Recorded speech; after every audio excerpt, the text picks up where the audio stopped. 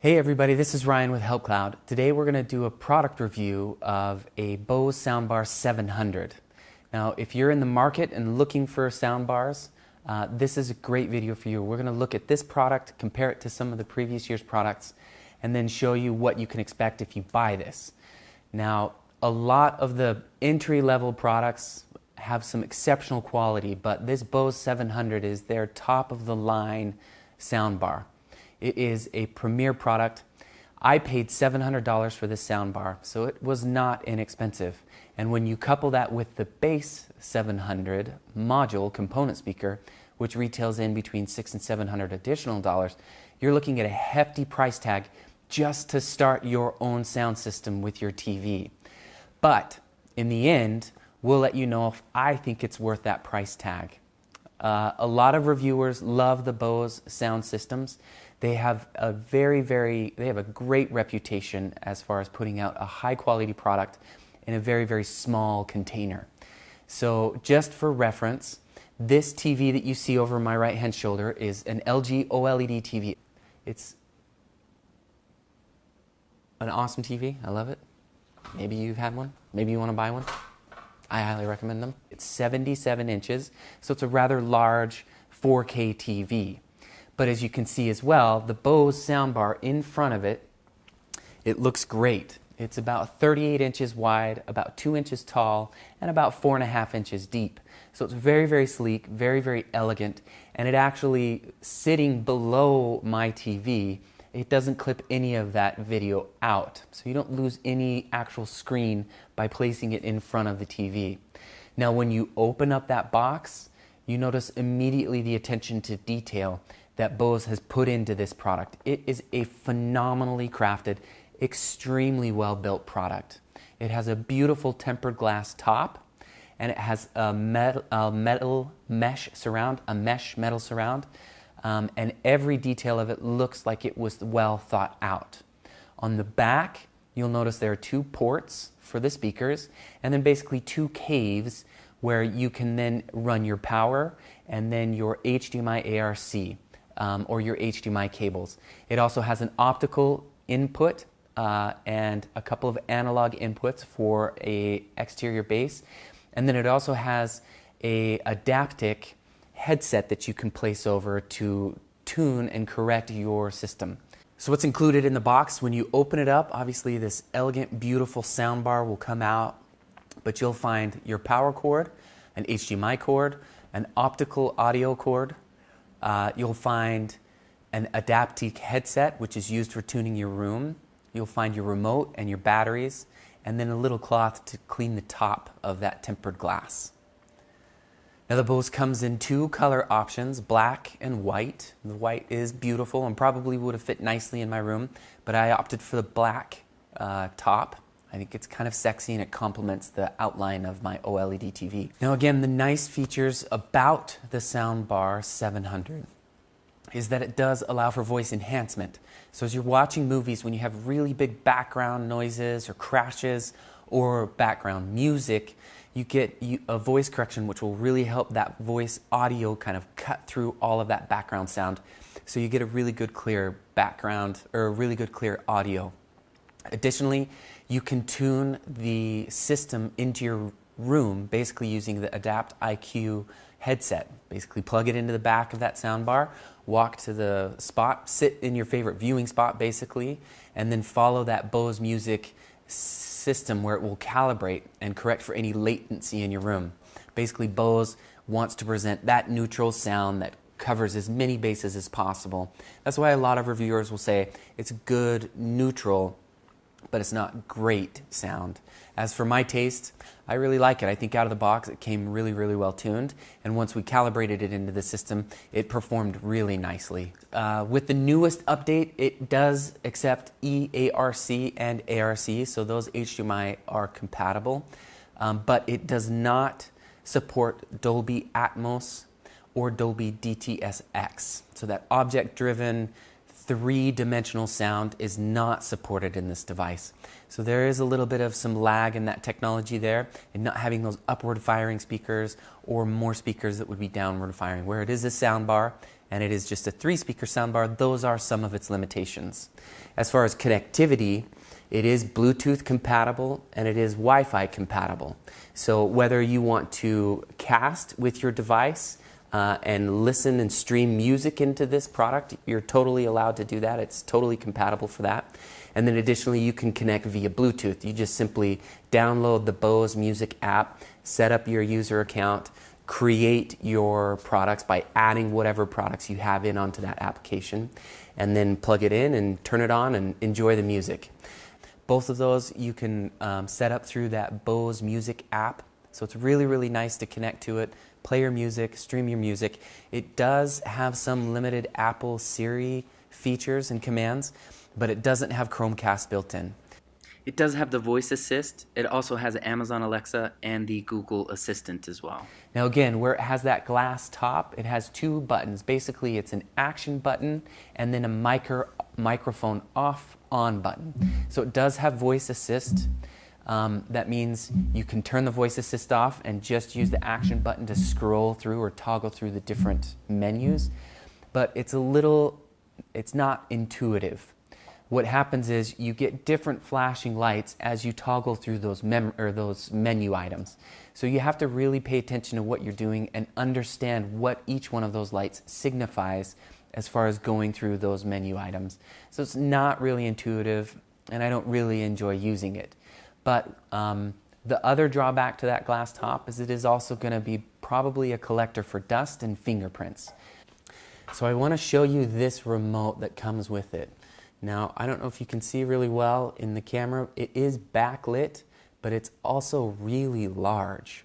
So I don't know what Bose was thinking. Obviously, I think HDMI CEC, where they were going for consumer electronics control, their hope is that you'll use their remote, where it's so big and a little bit cumbersome and kind of hard to feel.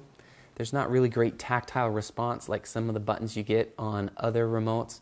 I think I'll probably just end up setting this next to my TV to gather dust or throw it in the bin altogether. We'll see. One thing that's great about the Bose 700 series is they're compatible with these wireless satellite speakers. So these things are phenomenal. They're really, really well made. They're tiny. And Bose thought through the installation process, I think, a little bit better than some of its competitors have. Essentially, they'll send you with this power box.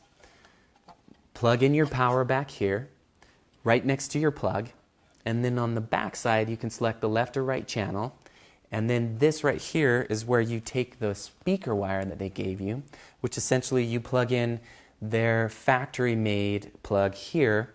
You run the speaker wire wherever you want that component speaker to be. So if it's 4 feet above a plug, you only need 4 feet of wire, cut the wire there, and then basically attach this wire plug and then plug it back into the back of your component satellite speaker, and you're done. So all of this excess cord isn't hanging around because you cut it to the right size for what you need. A lot of competitors haven't done that, and I think that's really, really smart of Bose. It shows that they've been around for a while and they've really thought through this product for you and I. I was a little bit concerned about having some of that visual light reflecting off of the top of the Bose system, but essentially from any of the viewing angles that we watch our TV from, it didn't ever seem to be a really big problem. Now you will notice again when you're just using the soundbar that it's just a little bit, it's not exceptional sound because you don't get low frequencies. It can handle mids and highs, but those low booms that really add to that theatrical experience are missing with just the soundbar.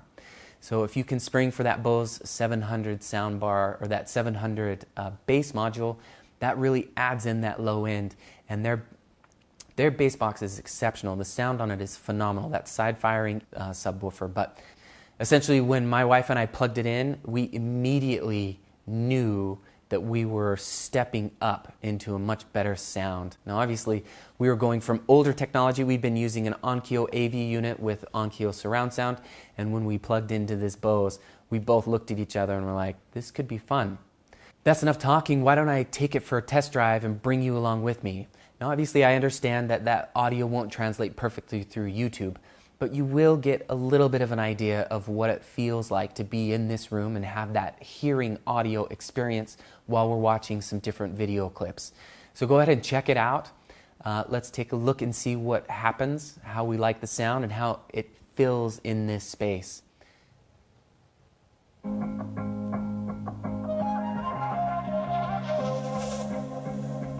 Lost track of the forest through the trees, forgot what I was chasing. Spent so many nights living out at sea that my heart is gone vacant. And everybody who was close to me all stayed on dry land. So now I'm driving back on Interstate West, I just gotta feel something. Not gonna wait till the morning, because something's gonna change my mind. I don't wanna change my mind. Oh, I wanna stay right here, chilling with my friends for another year. I would walk away from the spotlight for the good life. Come on, turn your hate into poetry, pain into power, enemies to friends and your minutes into hours. I would walk away from the spotlight for the good life, for the good life.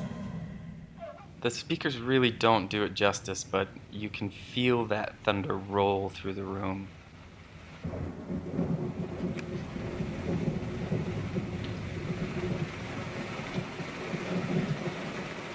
So the surround sound is actually really, really high quality. I really, really like it.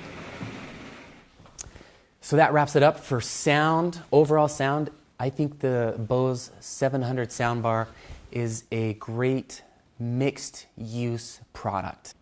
Now it has very neutral sound, so if you're watching a broad spectrum of television or video or even just audio listening to music, it's going to cover a lot of bases pretty well, not exceptionally well. So if you're listening to country music or rock and roll or dance or techno, it's going to try to do the best to provide a great neutral sound and good audio clarity. But it's not going to allow for customization. When you add in all of the different elements with the component speakers in the rear, the component bass, it turns into a really, really nice system. I would have no problems recommending to anybody thinking about buying a soundbar, especially if you can afford that price tag, even though it doesn't have the Dolby Atmos or the DTS:X surround sound. It has a very, very good sound stage, even though it is a more flat sound stage, just because it doesn't have that object-driven sound, that immersive sound quality with those upward firing or downward firing speakers. But overall, the connectivity is phenomenal with Bluetooth and Wi-Fi. It has an HDMI ARC. They're saying that end of 2019 that it will be EARC compatible, so enhanced audio return channel compatible, which is really, really nice for future-proofing products. Again, I like this product a lot. I think it's a great soundbar. I think if you decide to go in this direction, you'll be really, really happy with it, even if there are some drawbacks. Again, it doesn't have a lot of HDMI ports in the back, so you're going to have to run HDMI cables to your TV. If you've got a wall-mounted TV, that might get a little bit ugly or cumbersome, having a bunch of HDMI cables fished through either the wall cavity itself or just hanging below the TV. If you've got a stand-mounted TV like mine, it's not as big of a deal, just because I can still hide those cables up to my TV and then run one HDMI ARC cable to the actual receiver. Where they released the Soundbar 700 in 2018, it's one of the more recent arrivals into the soundbar marketplace.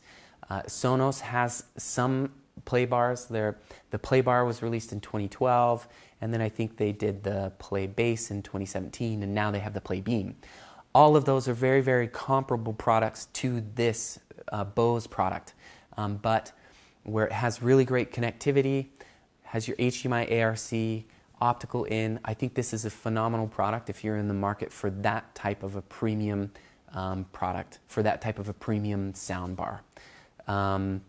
It is also very compatible to the Samsung HWQ90R. I think all of those are going to be really, really comparable, especially when you look at the price between, $1,400 to $1,600 price range for soundbars. So all in all, I really like this product. I think it is a very sexy product. It's very, very well made and manufactured. And Bose has a reputation of putting a lot of sound into a very small space. And I think they did it with this soundbar. I think in front of this TV, it looks phenomenal. It matches the fit and finish. And again, I would have no problems recommending this product. So if you like this video, go ahead and click like. If you like the content, go ahead and subscribe. We would love to continue to see you show up and comment on our videos and chime in and comment with any ideas or questions that you might have. We'll answer those and try to keep in touch with you. But thanks so much for watching, and good luck out there.